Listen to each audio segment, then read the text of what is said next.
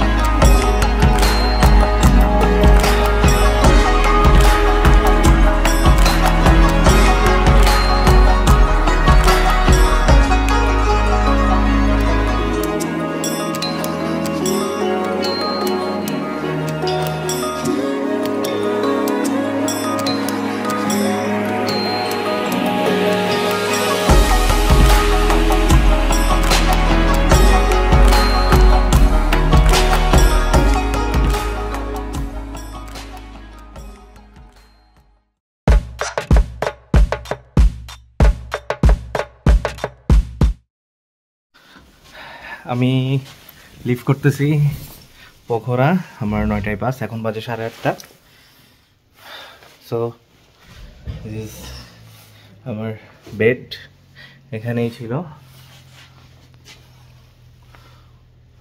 So lift করি।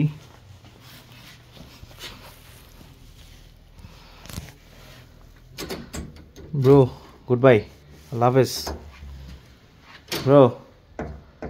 তাইলে তুমি বের হয়ে টিকিটটা করে ফেলিও, ঠিক আছে? আর আমার নাম্বার তো আছেই, তুমি কল দিও আমাকে।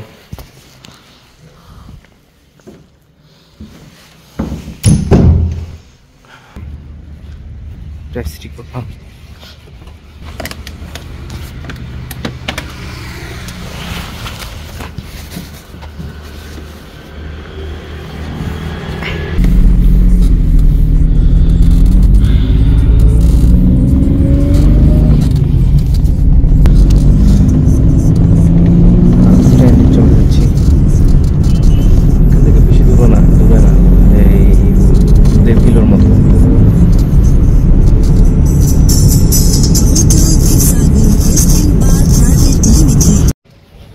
জাস্ট 5 মিনিটও লাগলো না মনে হয় আসতে। 200 রুপি দিয়ে দিলাম। এখানে সর্বনিম্ন ভাড়াই মনে হয় 200 রুপি, ঠিক আছে? খুব রেয়ার 200 রুপিতে, 250-300, বেশিরভাগই 300 রুপিতেই যায়। তো আমার পিছনে সেই একটা ভিউ বাস স্ট্যান্ডের, ওয়াও খুবই সুন্দর লাগতেছে। আর আমার পিছে সুইফট হলিডের নিজস্ব কাউন্টার। তো আপনারা চেষ্টা করবেন যে নিজস্ব কাউন্টার থেকে কাটতে, তাহলে কমে পাবেন আর কি। The beautiful bus stand in the world. পিছনে কত সুন্দর ভিউ, আর এখানে বাস স্ট্যান্ড।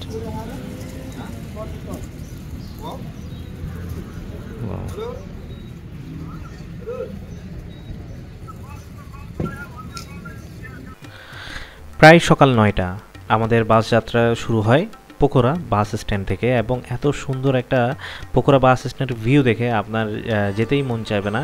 এখান থেকে এত সুন্দর করে যে মাচু পিচু যে মাউন্টেনটা এত সুন্দরভাবে দেখা যাচ্ছে সকালের রোদে, খুবই অসাধারণ ছিল। আর আমাদের বাস প্রায় একদম জাস্ট টাইমেই ছেড়ে দিয়েছে। আমি এখন চলে যাচ্ছি একা পোখরা থেকে কাঠমান্ডু, এবং এই জার্নিটা আমার 12 ঘন্টা। প্রায় আমাকে সন্ধ্যা 7টার পরে আমাকে নামিয়ে দিবে কাঠমান্ডুতে। এখন বাজে প্রায় 5:50। এই মাত্র নামাই দিল এখানে কাঠমান্ডুর এই যে লাস্ট স্টপ, কি একটা জায়গার নাম বললো, সঠিক আমি বলতে পারতেছি না। তো ডিগ্রিতে এখান থেকে থামেল পাঠাও কল করছি, পাঠাও 69 রুপিস। তো চলে যাব কাঠমান্ডু ভিলেজ। ব্যাগের অবস্থা খুবই বাজে করছে, ময়লা টয়লা করে। দেখি বাংলাদেশের মতো আবার অ্যাকসেপ্ট করবে না, এরকম হয় কিনা। 100 টাকা বলছি একজনকে, ও যাচ্ছে না, 150 টাকা বলতেছে। এখন পাঠাও কল দিলাম, এখন আমি 69 টাকায় চলে যাচ্ছি। ভালো হইলো না, 30 টাকা বেঁচে গেছে, এক কাপ চায়ের টাকা।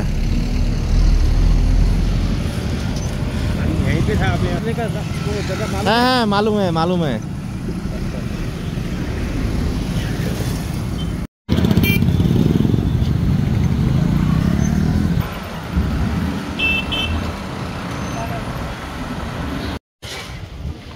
চলে আসলাম থামেল, আবার সেই পুরনো জায়গা।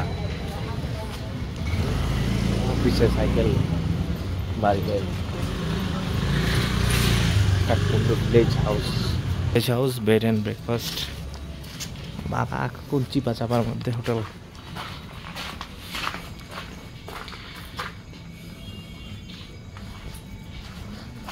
कोई है यहाँ पे? हाँ बोले, मैं हूँ। मेरा बुकिंग था booking.com में। बुकिंग ठीक है, आइए।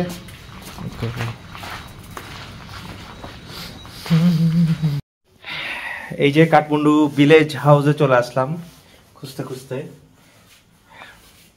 একদম চিপা চাপার মধ্যে। সো আমি একাই এখন কাঠমান্ডুতে, বাকিরা আসতেছে এখনো। একজনের ফ্লাইট ছিল 2:30টায়, সে এখনো আসতে পারে নাই, ডিলে হয়েছে। আমি চলে আসছি কাঠমান্ডু বাসে করে সবার আগেই। আর আমার রুমটা দেখাই, এই যে এইটা আমি booking.com-এ বুক করলাম আর কি। প্রায় 6,000 রুপি 2 রাত, 2টা রুম, অনেক চিপ প্রাইসে পাইছি। ধরতে গেলে বাংলাদেশি টাকায় পার নাইট 1200 করে। এটা এই যে এখানে কয়েকটা রুম আছে, 5টা এটা সহ। এখন আমি জাস্ট খেয়ে নিব, ফ্রেশ হয়ে দেন কিছু খেতে হবে, কারণ আমি জাস্ট সকালে ডিম এবং 2টা রুটি আর 2টা সিঙ্গারা খাইছিলাম।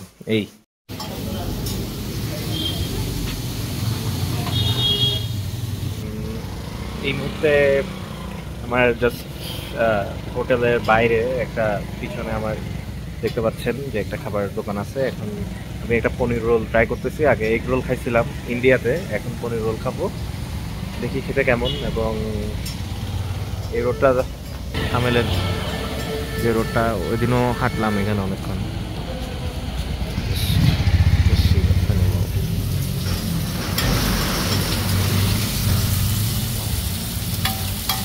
পনির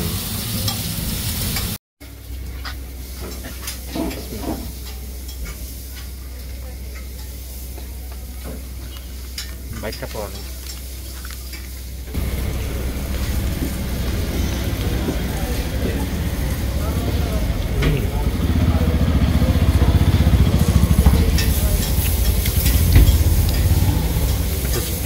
অসাধারণ, খুবই মজা।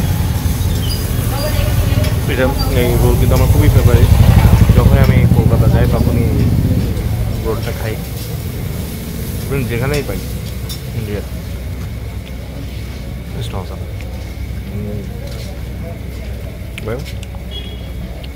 এটা নিচ্ছে শুধুমাত্র 260 টাকা।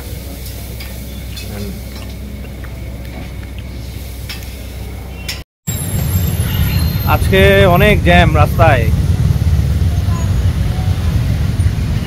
আমি একটা authentic momo shop find out করতেছিলাম। তো ওল্ড এভারেস্ট মোমো নামে একটা দোকান আমি পেলাম।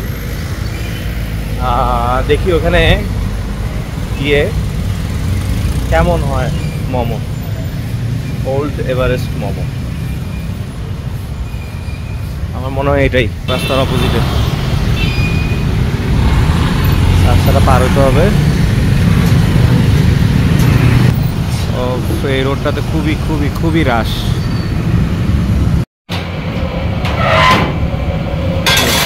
Momo, serving the momo and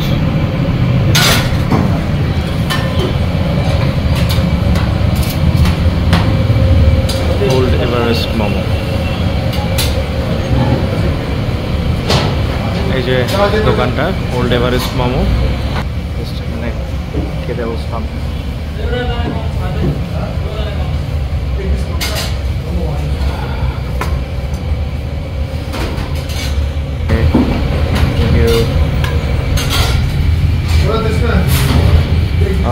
ঝোল মোমো, ওল্ড এভারেস্ট মোমো আপনাদের পেয়ে যাবেন। ওল্ড এভারেস্ট মোমো, তো আশা করি ভালো হবে, খেয়ে দেখি কেমন।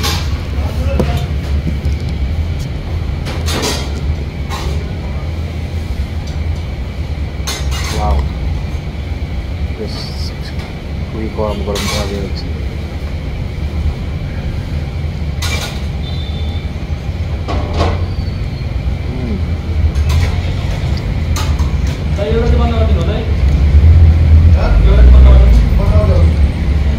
এটা হচ্ছে বাফেলো, মানে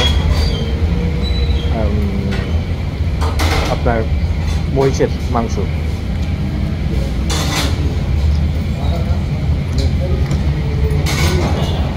খুবই ডিফারেন্ট টেস্ট।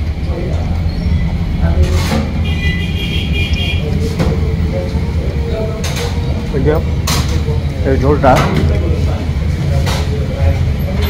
কারণ বাদাম এবং মনে হয় সম্ভবত সরিষা থাকে এখানে, এই ধরনের কিছু একটা ব্ল্যান্ড করে একসাথে এরপর রেডি করে। খুবই different taste. Welcome to Kathmandu. এই যে আমরা এখন চলে আসলাম নেপালের চায়না টাউনে। এই যে ফুল চায়না টাউন ভাই। এখানে আশেপাশে সব চাইনিজ রেস্টুরেন্ট, কোরিয়ান রেস্টুরেন্ট এবং মানে খুব জোস একটা ফিল। এখানে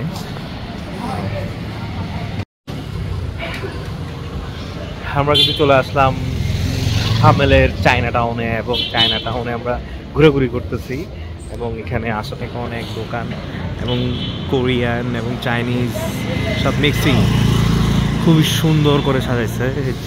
সুন্দর চায়না টাউন। এখানে প্রচুর পরিমাণে দোকান, কাপড়ের দোকান, ব্যাগের দোকান, সুভেনিয়ার শপ, স্প্রেড।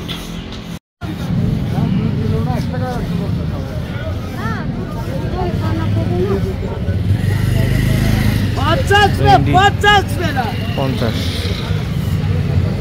বেগুন, টমেটো কত ছোট ছোট টমেটো।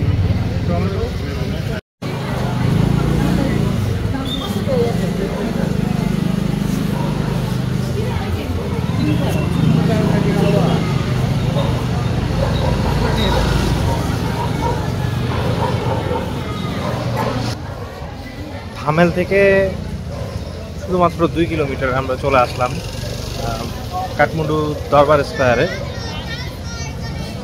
এই যে আমার সামনে দরবার স্কোয়ার।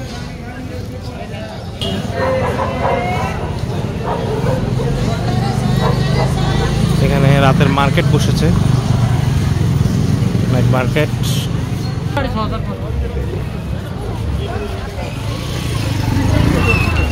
আমার পিছে আপনারা দেখতে পাচ্ছেন দরবার স্কোয়ারের রাতের পরিবেশটা।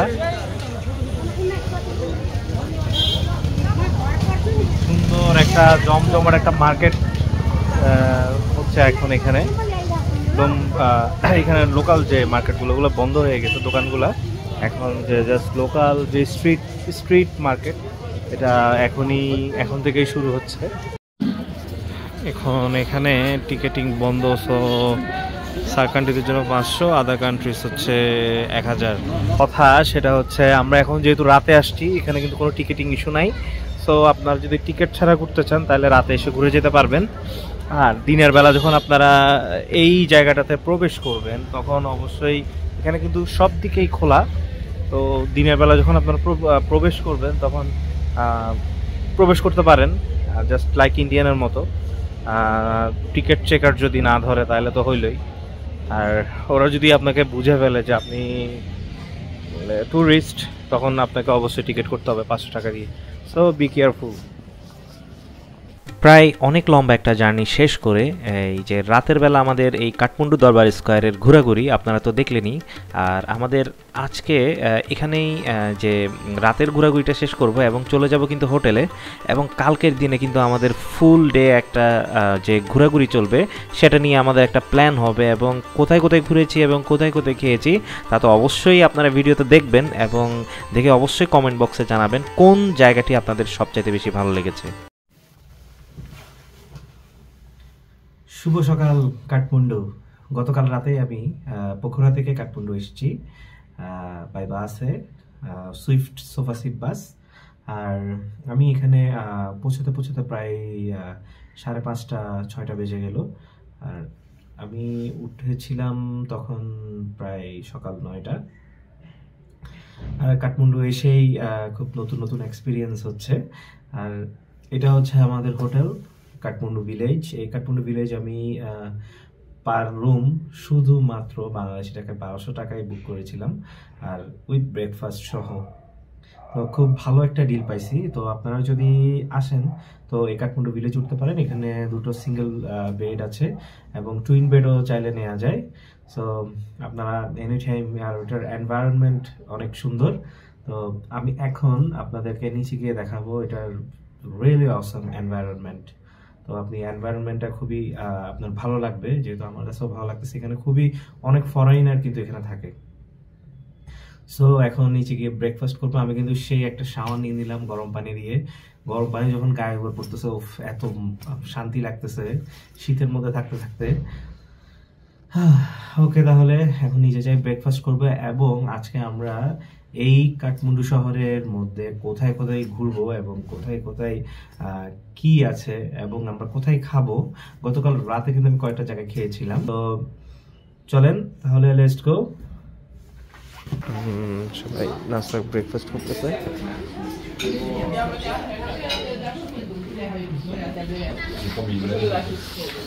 Two breakfast. খুবই সুন্দর environment and wow,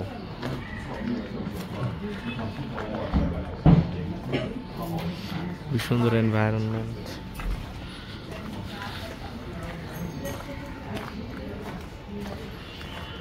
This is the another reception.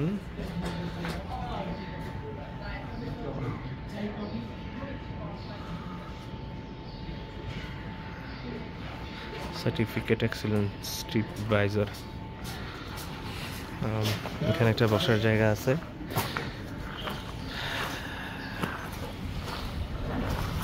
এটা হচ্ছে মেইন এন্ট্রেন্স এই হোটেলের। এটা হচ্ছে মেইন এন্ট্রেন্স থামেল রোডের। এই যে এই পাশ দিয়ে থামেল রোড গেছে, দেন এখান থেকে আসতে হবে। আর একটা ভিন্ন রোড আছে এখানে, ছোট রোড, যেটা দিয়ে আমি প্রবেশ করছিলাম গতকালকে রাতে। এখানে আবার বাংকার বেডও আছে, এটা জাস্ট কম দামে আপনি নিতে পারবেন। ওয়াও, আমাদের কমপ্লিমেন্টারি ব্রেকফাস্ট কাঠমান্ডু ভিলেজে। এটা পাউরুটি, বাটার, জেলি, কলা এবং ডিম, and milk tea, coffee, milk coffee, yeah coffee. Thank you.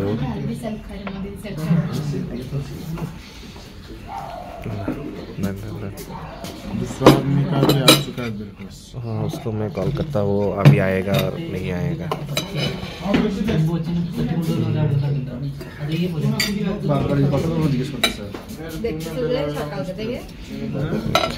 তারপর এখন ব্রেকফাস্টটা করে নিই অ্যান্ড আমরা ঘুরতে বেরোব।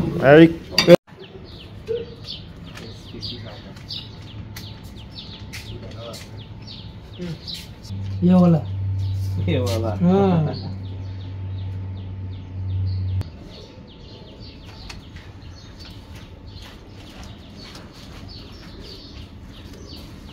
অ্যান্ড ফাইনালি বার্গেনিং করে একটা ট্যাক্সি ঠিক করলাম Bhaktapur Durbar Square and Central Zoo सोनबू एंड और उसे पठान दरबार स्क्वायर। तो आपका नाम क्या है? आपका नाम सुमन हो गया सर। नाम क्या है? सुमन सुमन सुमन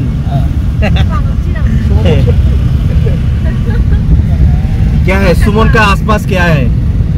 सुमन दास नहीं मगर सर। हाँ मगर मगर सुमन मगर ওকে তাহলে আজকে সুমন মগরের সাথে আমাদের ঘোরাফেরা হবে। আমরা চলে যাচ্ছি ভক্তপুর দরবার স্কয়ার। ওকে যেতে যেতে কথা হবে এবং টুরিস্ট অ্যাট্রাকশনের মধ্যে এই ভক্তপুর দরবার স্কয়ার অনেক আগায় আছে আর কি। এটা বিশাল বড় দরবার স্কয়ার। ব্রেকফাস্ট করতে করতে আমরা প্ল্যান করে ফেললাম কাঠমান্ডুতে আজকে আমরা কোথায় কোথায় ঘুরবো। আর আমরা যেই কথা সেই কাজ, বের হয়ে গেলাম। আমরা সারাদিনের জন্য একটা ট্যাক্সি ঠিক করলাম যেটা পড়েছে আমাদের নেপালি ৩২০০ রুপি। আমরা তিনজন, আমাদের আরেকজন বন্ধু ও আজকে পোখরা থেকে ফ্লাইটে আসবে, সেই জন্য শুধু আমরা তিনজনই এখন বের হলাম। তো আমরা কিন্তু এখন যাচ্ছি ভক্তাপুর দরবার স্কয়ারের দিকে। এটা থামেল থেকে প্রায় 15 কিলোমিটার দূরে।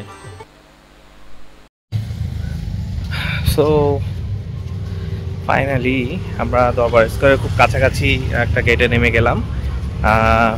ফার্স্ট অফ অল আমাদেরকে আসলে ওই যে ইয়াতে নামাই দিছিল একদম গেটে, যেখানে এন্ট্রি ফি আছে সার্ক কান্ট্রিদের জন্য 500 রুপি। সো এখানে আমার মনে হয় না এন্ট্রি ফি দেওয়াটা উচিত হবে। সো এখানে কিন্তু সব চারিদিকেই খোলা প্লেস। তো আমি অন্যদিকে নেমে গেলাম, নেমে জাস্ট লাইক ওদের লোকালদের মতো হেঁটে ঢুকে গেলাম। এখন দেখি কতটুকু আগাইতে পারি। আমার সামনে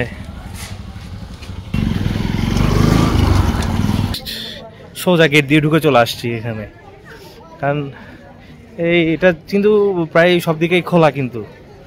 সো এটার জন্য 500 টাকা দেওয়াটা কেমন জানি লাগতেছে আর কি। যাই হোক, চলে আসছি আমি এখন ভক্তাপুর দরবার স্কয়ার। এটা চলুন এবার জেনে আসা যাক ভক্তপুরের ইতিহাস। প্রাচীন রাজাদের আবাসস্থল ছিল ভক্তপুর। এই ভক্তপুর কিন্তু কাঠমান্ডু শহর থেকে প্রায় 15 কিলোমিটার দূরে।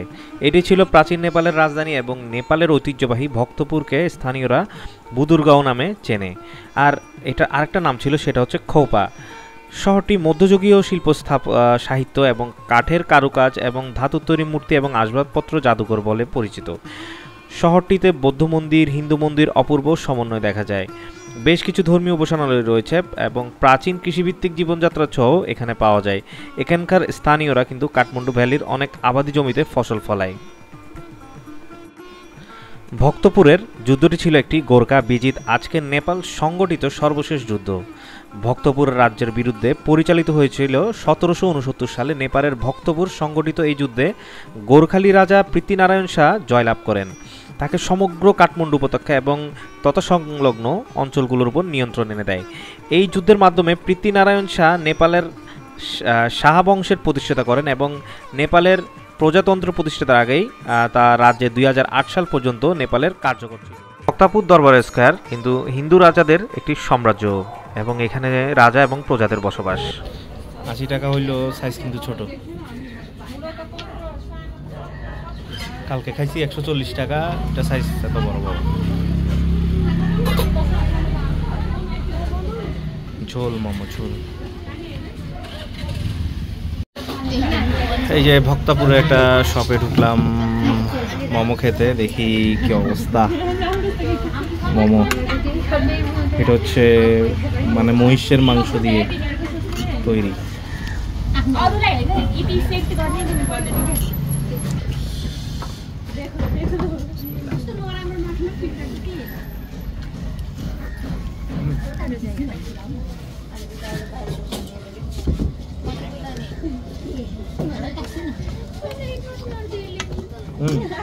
ওটা কি জানেন, বাড়ি বাড়ি রাখতে চর্বি। দরবার স্কয়ারের প্রায় অনেকটুকু অংশ ঘুরে শেষ করে ফেলছি, তারা তো দেখলেনি। আর আমরা এখন যাচ্ছি পট্রি স্কয়ার, মানে যেখানে মাটির জিনিসপত্র তৈরি হয়। তো আমার সামনেই এই যে সব মাটির জিনিসপত্র, মাটির তৈজসপত্র আর কি। খুবই সুন্দর করে ঝাড়বাতি বানাইছে মাটির। আপনারা যখন ভক্তাপুর দরবার স্কয়ারে আসবেন তখন অবশ্যই অনেক সময় নিয়ে আসবেন, কারণ এই ভক্তাপুর দরবার স্কয়ারটা ভাগে ভাগে কিন্তু অনেক বিশাল পরিমাণ জায়গা, যেটা আপনার অনেক সময় নিয়ে আপনাকে ঘুরতে হবে। এবং প্রত্যেকটা জায়গায় এবং নানা রকম বুদ্ধিস্ট এবং হিন্দু মন্দির রয়েছে। আর এবং শিল্পকর্ম থেকে শুরু করে নেপালের যত রকম ঐতিহ্যবাহী শিল্পকর্ম রয়েছে সব কিছুই আমার মনে হয় এই জায়গাটা যারা শিল্পী এবং আর্টিস্ট আছে তাদের জন্য স্বর্গরাজ্য। আর আপনারা তো দেখতে পাচ্ছেনই এখানে কিছু মাটির তৈজসপত্র এবং মাটির শিল্পকর্ম বিক্রি হচ্ছে। মূলত এই স্থানটিতে হাতে তৈরি মাটির তৈজসপত্র বানানো হয় এবং চাইলে আপনারা কিন্তু নিতে পারেন, এবং আপনারা কিন্তু অনেক তৈজসপত্রই সাজানো দেখতে পাচ্ছেন।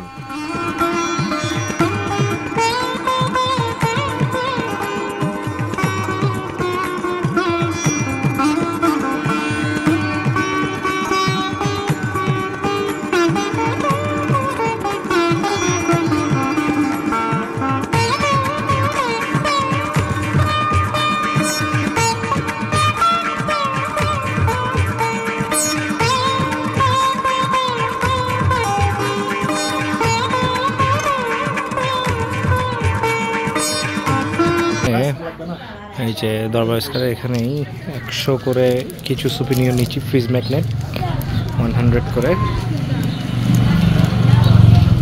অন্নপূর্ণা এখানে আছে, খুবই সুন্দর সুন্দর কিছু ফ্রিজ ম্যাগনেট আছে। 4টা নিছি, আর কয়েকটা নিব। আর এখানে এগুলা, এখানেও কিছু আছে, এগুলা একটু প্রাইস বেশি বলতেছে।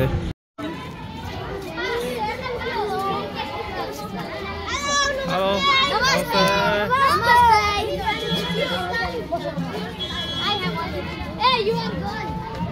Hello, hello. প্রায় অনেক সময় পার হয়ে গেল এই দরবার স্কয়ার ঘুরতে ঘুরতে। তো এত পরিমাণ অলিগলি, এবং প্রত্যেকটা অলিগলিতে কিন্তু এরকম সুন্দর সুন্দর দোকান আপনি পেয়ে যাবেন। আবার আপনি যাতে না হারিয়ে যান সেজন্য অবশ্যই মার্ক করে রাখবেন আপনি কোন দিকে ঢুকেছেন বা কোন দিকে বের হবেন। যেদিকে ঢুকেছেন ওদিকেও বের হতে পারবেন। তো হাঁটতে হাঁটতে কিন্তু অনেক খিদা লেগে গেছে, এর মধ্যে যে রোদের তাপ একটু গায়ে লাগছে। তো এখন চিন্তা করছি এখানে কিন্তু খুব ভালো দই পাওয়া যায়, তো আমরা এখন দই খাবো। এরপর এখানে কিন্তু ভালো লাচ্ছিও পাওয়া যায়। মিষ্টি নাকি টক? টক মিষ্টি। এটাকে বলে জুজু দই। দরবার স্কয়ারের এখানেই পেয়ে যাবেন, প্রত্যেকটা দোকানেই আছে। এবার খেয়ে দেখি কেমন।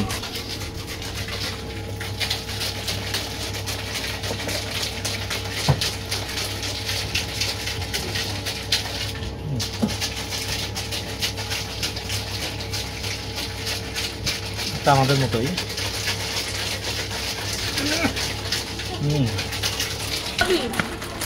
কুলফি মজা আছে।